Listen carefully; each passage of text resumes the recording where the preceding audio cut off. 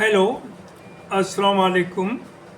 मैं प्रोफेसर शमीम अहमद अपने YouTube channel पर आप लोगों से मुखातिब हूँ। आज की बात में मैं बात करूँगा यूएस और ईरान में जो इस वक्त जंग चल रही है उसके बारे में।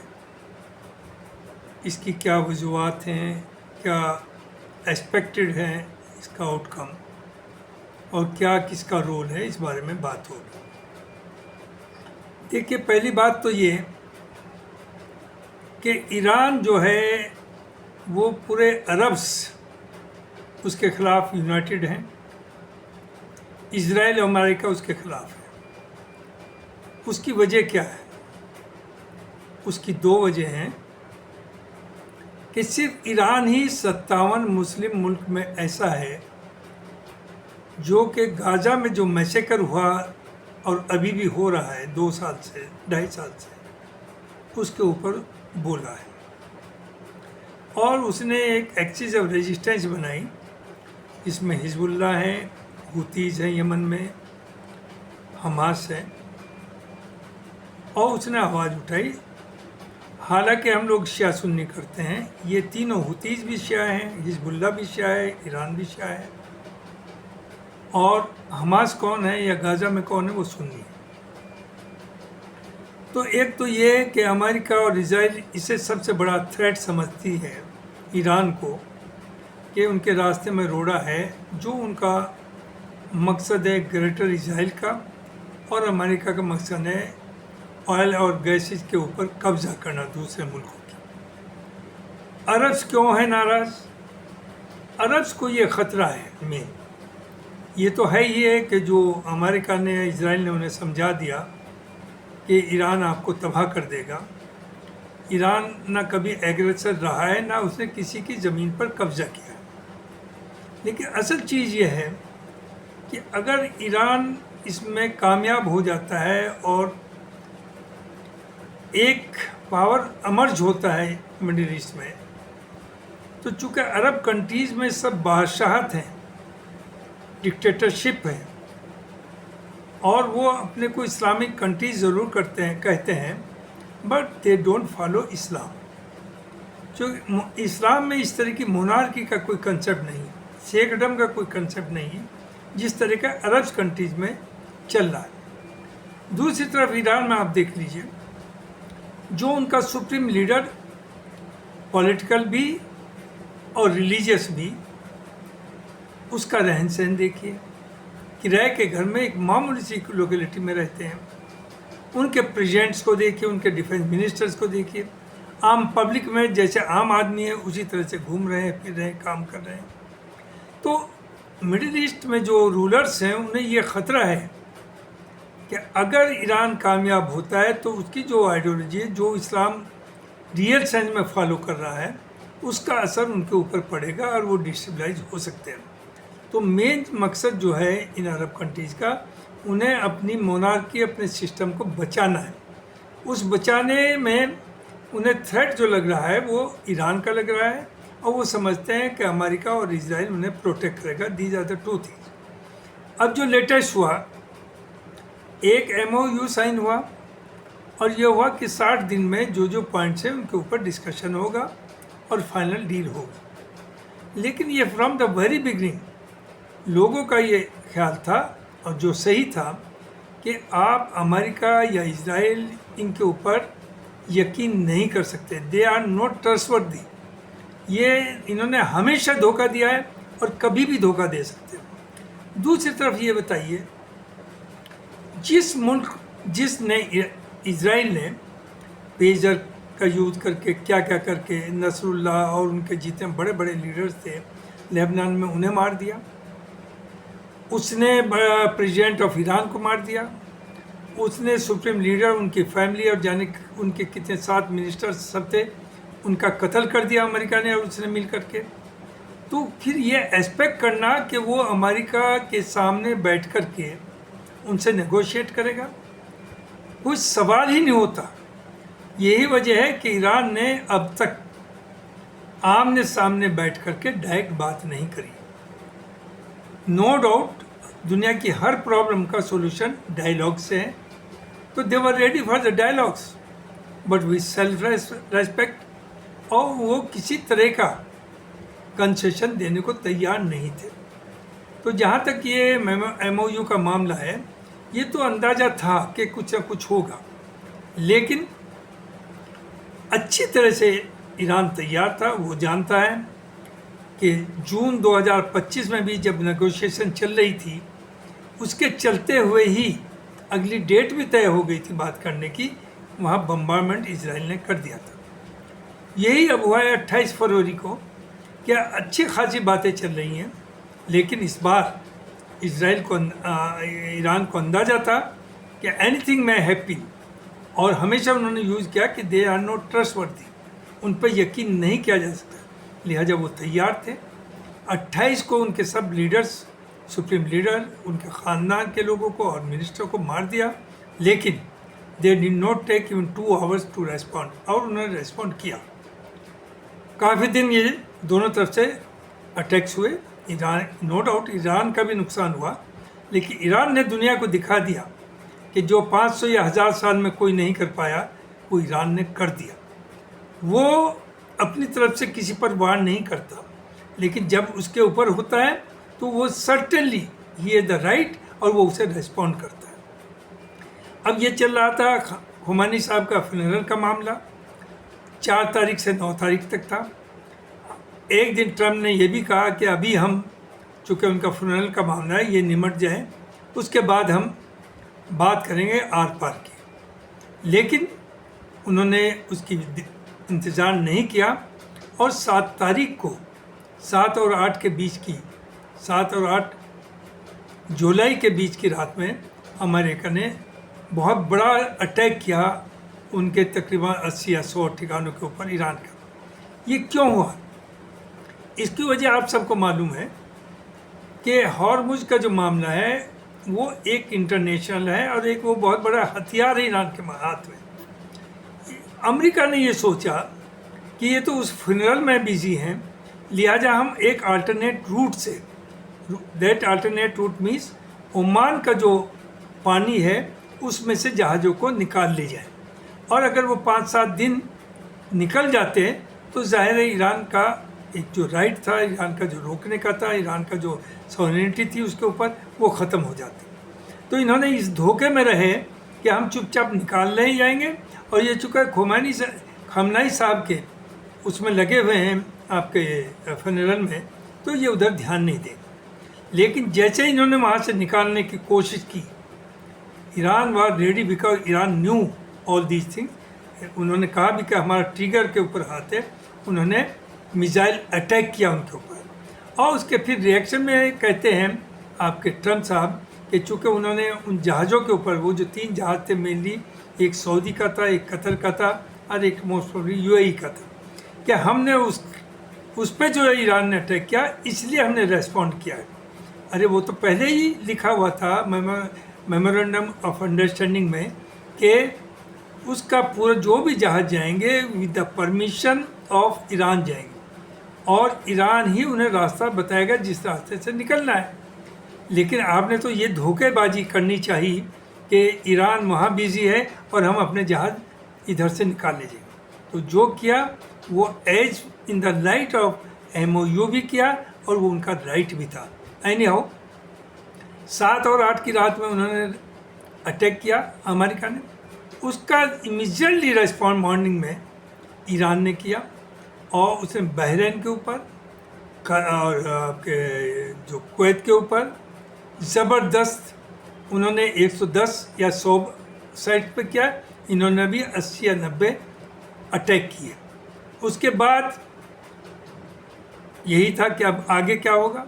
तो 8 और 9 की रात में फिर अमेरिका ने बहुत बड़ा अटैक किया, उनका एक ब्रिज भी तोड़ा है, उनके कुछ जो न्यूक्लियर इंस्टॉलेशन है उसके उस पर तो नहीं किया, उसके बराबर में किया।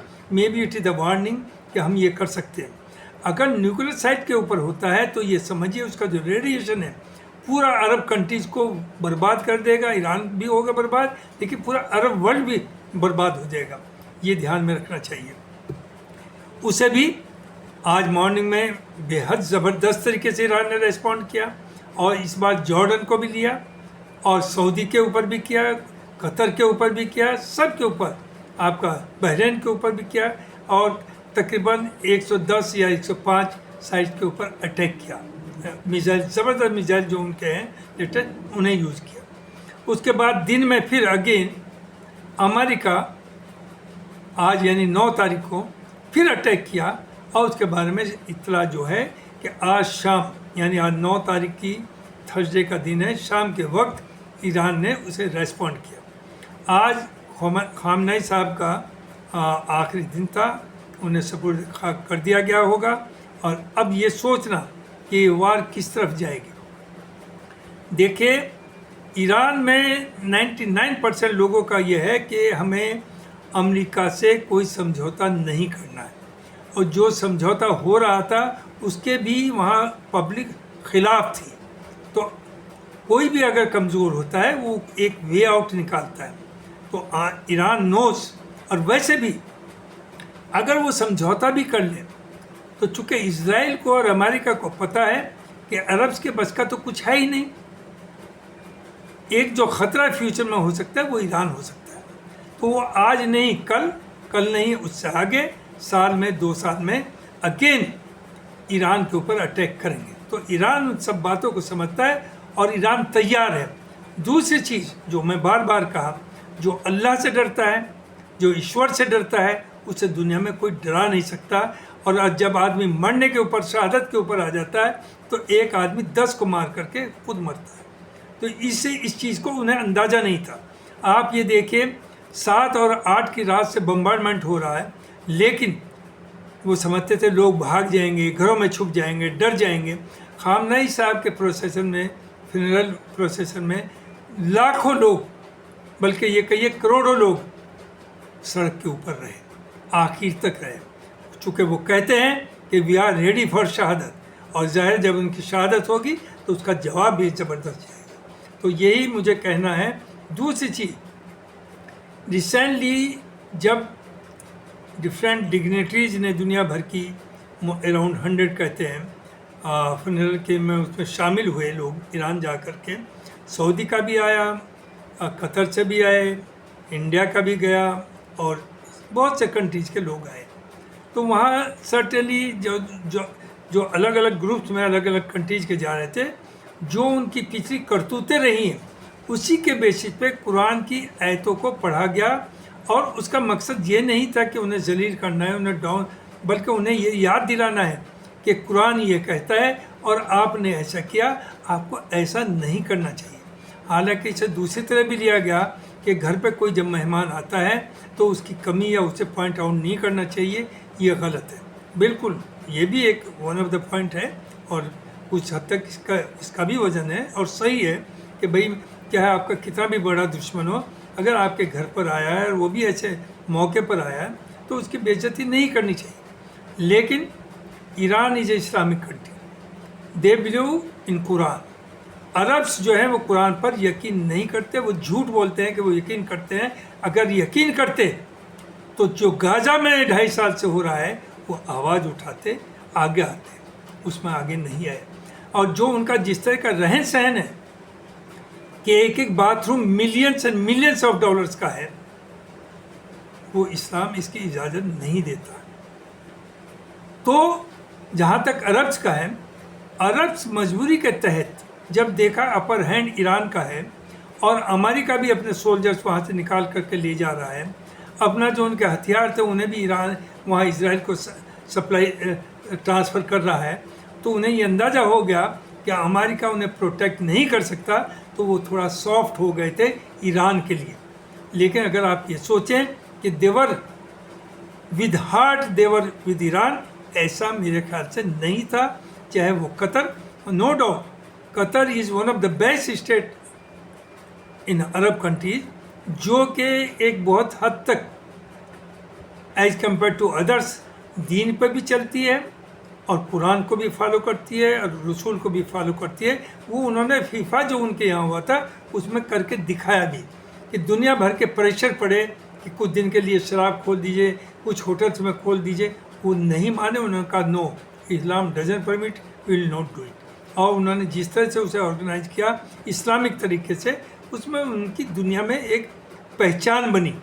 तो यही मुझे सब कहना था कि ये वार कब तक चलेगी कुछ कहा नहीं जा सकता, लेकिन इन माय व्यू ये वार लंबी नहीं चलेगी।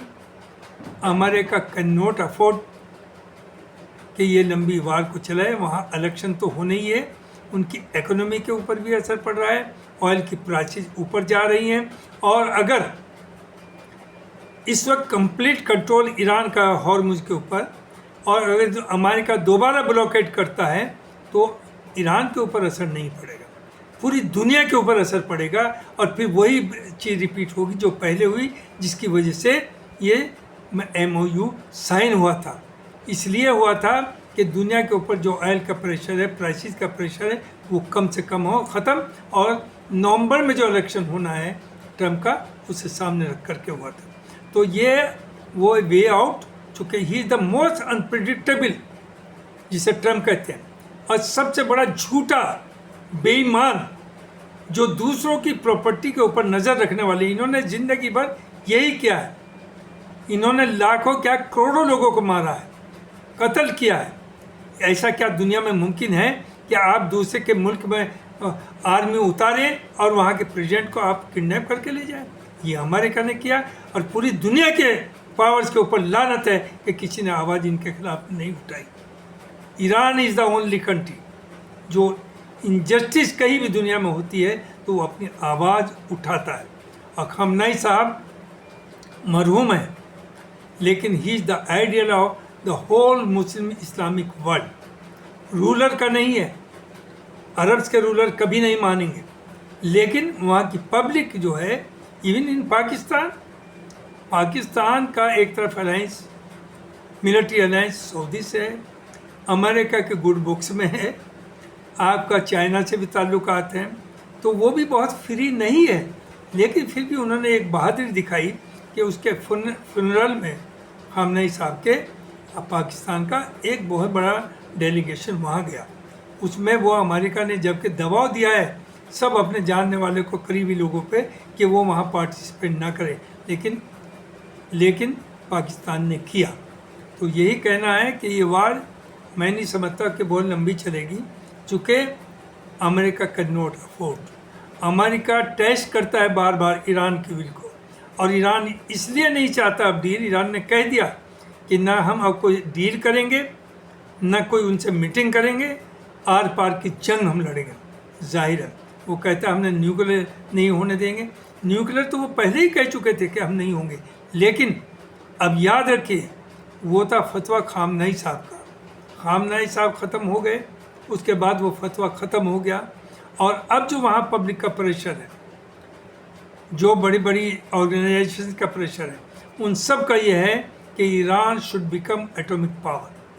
और हो भी सकता है नॉर्थ कोरिया और रशिया से उन्होंने कुछ खुद तो नहीं बनाए, उनसे ले भी लिए हों।